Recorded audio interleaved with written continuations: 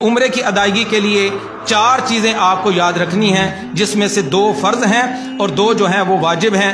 فرض میں سے اگر کوئی چیز رہ جائے تو عمرہ سرے سے ہوگا ہی نہیں، واجب میں سے کوئی چیز رہ جائے تو دم ادا کرنے سے وہ درست ہو جاتا ہے۔ اس کے اندر جو 4 چیزیں شامل ہیں وہ یہ ہیں کہ میقات یا میقات سے پہلے، میقات یا میقات سے پہلے آپ احرام باندھیں گے، نفل ادا کر کے عمرے کی نیت کریں گے، اور نیت کر لینے کے بعد بلند آواز سے 3 مرتبہ تلبیہ پکاریں گے، لبیک اللہم لبیک لبیک لا شریک لک لبیک ان الحمد والنعمت لک والملک لا شریک لک۔ یہ مرد حضرات اونچی آواز سے پڑھیں گے، خواتین اس کو آہستہ آواز میں پڑھتی ہیں، تو یہ آپ کا پہلا فرض ادا ہو جائے گا۔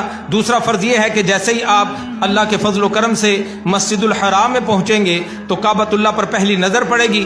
یہ خاص قبولیت کا وقت ہوتا ہے، اللہ پاک سے جو چاہیں اپنے لیے طلب کریں، اس وقت میں مانگی گئی دعا جو ہے وہ رد نہیں ہوتی۔ اور دعا کرنے کے بعد آپ نے کعبۃ اللہ کا طواف کرنا ہے، اور یہ کعبۃ اللہ کا جو طواف ہے اس کے جو 7 چکر ہیں، یہ ایک طواف کہلاتا ہے۔ 7 چکر لگانے کے بعد جو مکمل ہوگا ایک طواف ہوگا۔ طواف جو ہے یہ عمرے کا دوسرا فرض ہے۔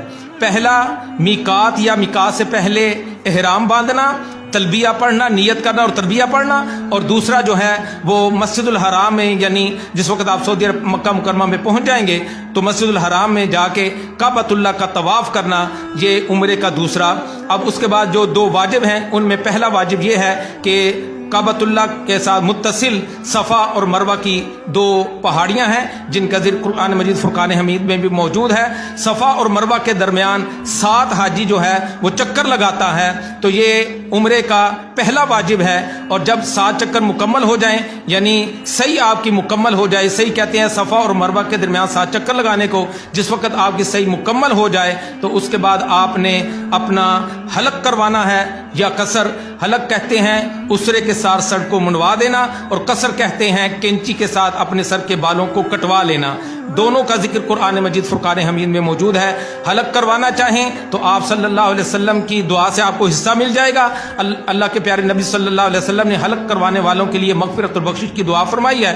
اور جو قصر کروانا چاہتے ہیں تو وہ بھی درست ہے، وہ غلط نہیں ہے۔ جو حلق کروانا چاہیں وہ حلق کروا لیں، جو قصر کروانا چاہتے ہیں وہ قصر کروا لیں۔ صفا اور مروہ کے درمیان 7 چکر لگانا یہ پہلا واجب۔